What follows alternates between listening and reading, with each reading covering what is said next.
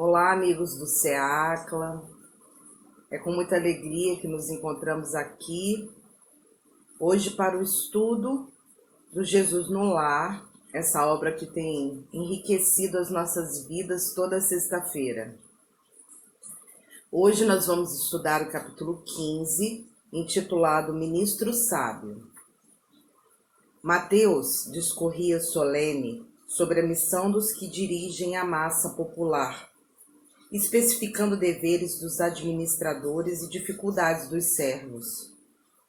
A conversação avançava pela noite adentro, quando Jesus, notando que os aprendizes lhe esperavam a palavra amiga, narrou sorridente. Um reino existia, em cuja intimidade apareceu um grande partido de adversários do soberano que o governava. Pouco a pouco, o espírito de rebeldia cresceu em certas famílias revoltadas, e há breves semanas toda uma província em desespero se ergueu contra o monarca, entravando-lhe as ações. Naturalmente preocupado, o rei convidou um hábil juiz para os encargos de primeiro-ministro do país. Desejoso de apagar a discórdia, mas o juiz começou a criar quantidade enorme de leis e documentos escritos que não chegaram a operar a mínima alteração. Desiludido, o imperante substituiu-o por um doutrinador famoso. O tribuno, porém, conduzido à elevada posição, desfez-se em discursos veementes e preciosos que não modificaram a perturbação reinante. Continuavam os inimigos internos, solapando o prestígio nacional, quando o soberano pediu o socorro de um sacerdote, que, situado em tão nobre posto, amaldiçoou de imediato os elementos contrários ao rei, piorando o problema. Desencantado, o monarca trouxe um médico à direção dos negócios gerais. Mas, tão logo se viu em palácio, partilhando as honras públicas, o novo ministro afirmou, para conquistar o favor régio, que o partido de adversários da coroa se constituía de doentes mentais e fez disso propaganda tão ruinosa que a indisciplina se tornou mais audaciosa e a revolta mais desesperada. Pressentindo o trono em perigo, o soberano substituiu o médico por um general célebre, que tomou providência drástica, arregimentando forças armadas nas regiões fiéis e mobilizando-as contra os irmãos insubmissos.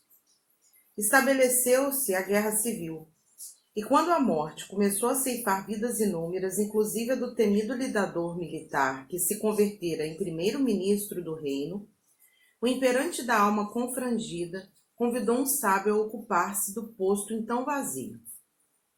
Esse chegou à administração, meditou algum tempo e deu início às novas atividades.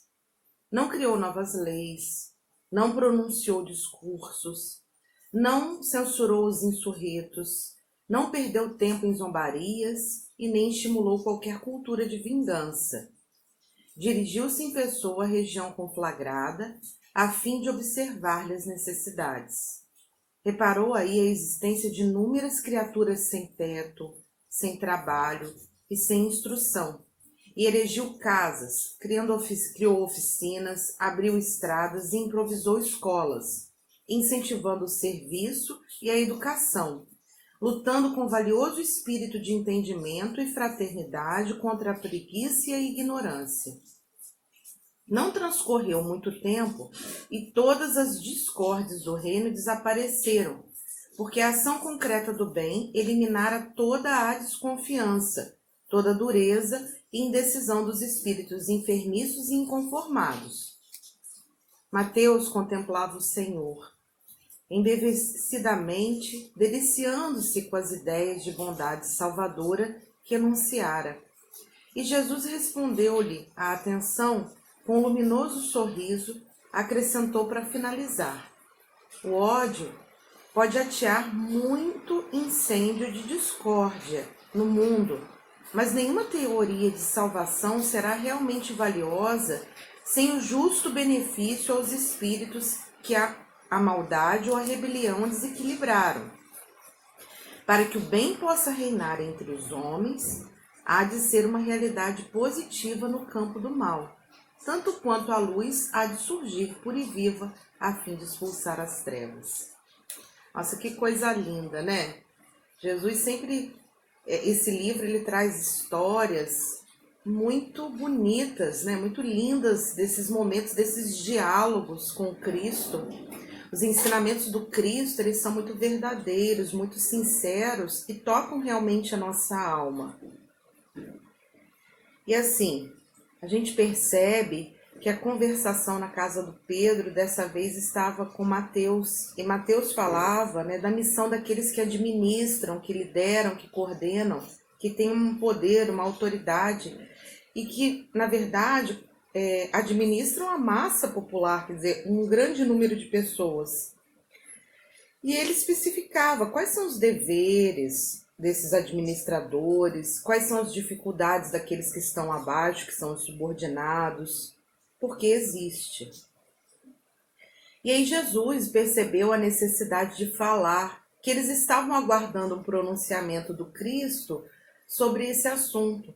Olha que coisa interessante, esse livro mostra que Jesus se pronunciou por muitos assuntos, né? Ele deu, na verdade, a sua orientação, porque não é opinião, Jesus deu orientação e ensinamento em diversas situações da vida que os discípulos, os apóstolos viviam e que explanavam para ele suas dúvidas, suas angústias, e Jesus trazia orientação. Como nós temos essas angústias, essas situações, essas relações difíceis.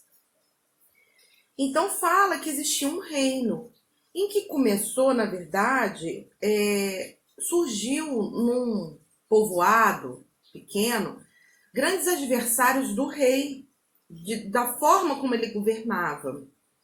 E aí começou um espírito de rebeldia e tudo que o rei pedia não era feito, entravava as ações e eles não estavam aceitando e a revolta desesperando todo mundo. Até que o rei falou assim, gente, eu vou ter que fazer alguma coisa. Não tem como eles ficarem dessa forma, a gente precisa avançar. E ele então vai convidando várias pessoas. Ele convida um juiz, ele convida um doutrinador famoso, ele convida um médico, ele convida um sacerdote, ele convida um general. Só que assim, as ações desses profissionais, dessas pessoas, eram ações que, ao invés de resolver o problema, criava mais problema. Trazia uma situação muito complexa para dentro do processo. Então a gente precisa perceber, né? Será que na minha vida, diante dos problemas que eu tenho, eu sei resolvê-los, administrá-los, ou eu crio mais? Ou eu produzo mais problemas? Porque a ação dessas pessoas, na verdade, era de, na verdade, não resolução dos problemas. Criavam-se leis, estimulava a vingança, fazia com que, declarava que todos eram doentes psiquiátricos. Isso fazia com que o problema tomasse um vulto maior. E quando o rei vê que o reino está extremamente ameaçado, porque ao invés de resolver o problema, ele está sendo aumentado, a situação está ficando cada vez mais complexa, ele convida, então, por último, um sábio. E o sábio tem um outro comportamento diferente dos outros profissionais, né? Das outras pessoas. Ele, na verdade, o que ele faz? Ele não criou novas leis, ele não pronunciou discursos lindos, brilhantes, ele não censurou aquele povoado, aquelas pessoas, ele não debochou deles e nem criou cultura de vingança. O que ele fez? Ele foi para lá para o local onde eles moravam. E ele fez um diagnóstico, ele fez uma investigação, ele observou. Então, muitas das vezes, a gente necessita se calar e observar para ver o que realmente está acontecendo. Ele foi para lá, ele foi observar, caladinho, quieto, em silêncio. E aí, na observação dele, para ver o que realmente estava acontecendo, ele viu várias pessoas que não tinham casa, não tinham trabalho, não tinham educação. Então ele fez um levantamento dos problemas, das situações difíceis que aquelas pessoas viviam. E aí ele então falou, se eles têm essas necessidades, agora eu entendo o porquê da revolta deles, da postura deles, do comportamento. Vamos então agir de outra forma.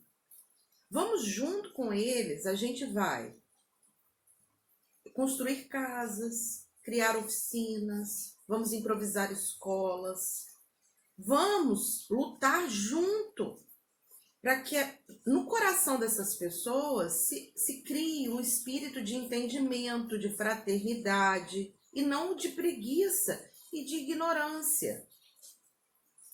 E aí, não passou muito tempo, e as discórdias todas do reino desapareceram, porque houve uma ação concreta no bem daquele sábio. E a ação concreta no bem, ela elimina a desconfiança. Ela elimina a desconfiança das pessoas. Quando você é bom, a pessoa tá vendo você fazer, ela não só fala não, a pessoa faz. Então, você tá vendo o outro fazendo um ato de bondade com você. Acabou a desconfiança, você acredita naquela pessoa. E aí, todo aquele espírito de dureza, de indecisão que estava no coração daquele pequeno povoado, acabou. Então, assim, Mateus ficou abrilhantado. Ele ficou assim, sabe quando você fica olhando para a pessoa assim, falando, meu Deus, que coisa linda. Olha como o mestre fala da bondade, da sabedoria.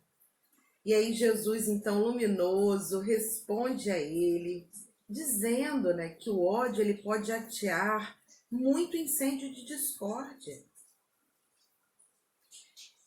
Mas nenhuma teoria de salvação realmente valiosa, sem justo benefício aos espíritos que a maldade e a rebeldia desequilibraram. Então não adianta eu colocar mais, eu instigar mais a revolta, o ódio, a irritabilidade nas pessoas. Porque isso daí não é colocar água no fogo. Pelo contrário, é colocar gasolina no fogo. Vai explodir mais. Para que o bem possa reinar entre os homens, há de ser uma realidade positiva no campo do mal. Então, o bem precisa se fazer presente, mesmo que a maldade campeie. Tanto quanto a luz há de surgir pura e viva, a fim de expulsar as trevas. Então, assim, quem recebe essa incumbência, essa responsabilidade de coordenar, administrar, liderar, tem uma tarefa árdua na mão. Mas não só essas pessoas, porque essa lição a gente usa muito na nossa vida pessoal. E Jesus dá aqui o caminho correto, assim, o caminho seguro. Você precisa ser sábio. Você pode ter todas as outras características. Você pode dominar as leis, você pode ter conhecimento intelectual como médico, você pode dominar até os conhecimentos religiosos como sacerdote. Mas você precisa ter sabedoria, que é a primeira característica de quem está em posição de liderança. E na nossa vida pessoal, eu não estou em posição nenhuma de liderança, mas o quanto eu vejo a necessidade de sabedoria para lidar com as pessoas, nas minhas relações em casa, no trabalho, com os meus alunos, na religião. A sabedoria, ela faz com que a gente primeiro observe, não emita nenhuma opinião. Enquanto você não observar a situação de todos os ângulos, você se cala. Depois você vai ver qual é a real necessidade naquela situação, qual é o real problema, qual é a verdade daquele problema. E aí você vai propor soluções no bem. Não é para propor soluções para satisfazer o interesse de um em detrimento do outro ou o meu interesse. Não, é propor soluções no bem, para o bem coletivo. Sem interesse nenhum. Isso a sabedoria faz. Então que a gente possa aprender muito com essa lição. Não só no nosso trabalho, mas na nossa vida pessoal. Eu preciso ouvir mais do que falar. Não é à toa que Deus deu 2 ouvidos e uma boca. E na hora que falar com calma, pensando no que está falando. As pessoas não pensam no que falam. E vai sair falando, quando vê, já foi. Já foi, já machucou, já feriu, já fez uma situação muito complexa. E aí assim que a gente possa pensar, né, nessa possibilidade. Aqui Jesus fala que quando as trevas se instalam, a luz vem brilhar, abrir caminhos. É um alívio quando se acende a luz. Então, por que a gente não luta para ter a sabedoria? A sabedoria de olhar, de observar, de ver, de pensar, de ficar às vezes isolado e pensar, de orar e pedir ajuda à espiritualidade superior para que eles possam nos intuir em qual a melhor decisão, como resolver esse problema, porque às vezes a resolução não é imediata. Às vezes a gente não tem solução imediata para um problema. Fora que tem problema que a solução depende, ou ele é curto prazo, médio ou longo prazo. E se for longo prazo, você vai ter que aprender a administrar aquele problema. A administrar. E administrar com maestria, com Jesus. Pede ajuda ao Senhor. Ele sempre vai nos ajudar. Nosso anjo da guarda sempre vai nos auxiliar. Ele que foi determinado por Deus para estar do nosso lado. Ele nos conhece muito. Ele sabe o que vai no nosso coração, no nosso pensamento, o que eu ando falando e ando fazendo. Então ele vai me auxiliar. E eu vou conseguir, né, lutar, viver, seguir em frente, mas com sabedoria. Sabendo a hora de calar. Sabendo a hora de ouvir mais. Sabendo a hora de deixar para lá. Eu tinha uma amiga grande que foi para o plano espiritual e quando nós assumimos uma posição aí de liderança no município, tinha momentos em que a querida Maria Helena Medeiros, ela falava isso para mim. Larissa, deixa para lá. Deixa para lá. Esse problema ele vai se dissolver, porque tem uns que são, eles próprios se resolvem por si próprios, você não precisa nem chegar junto para resolver. Então tem situações que é necessário a gente pensar, que a sabedoria ela faz com que a gente pense, medite, reflita. Para a gente pensar, meditar e refletir no bem, eu preciso ter conteúdo do Evangelho e conteúdo dos princípios espíritas. Porque aí eu consigo fazer uma reflexão no bem. Eu consigo fazer uma análise no bem. E aí com certeza eu vou achar uma solução concreta no bem. Então pensemos nisso, nessa sexta-feira, que a gente possa agora, que esse feriado prolongado, meditar. Eu estou usando a sabedoria na minha vida? Eu estou ou não? Eu estou precisando de doses extras de sabedoria. Muita paz para vocês, muita saudade.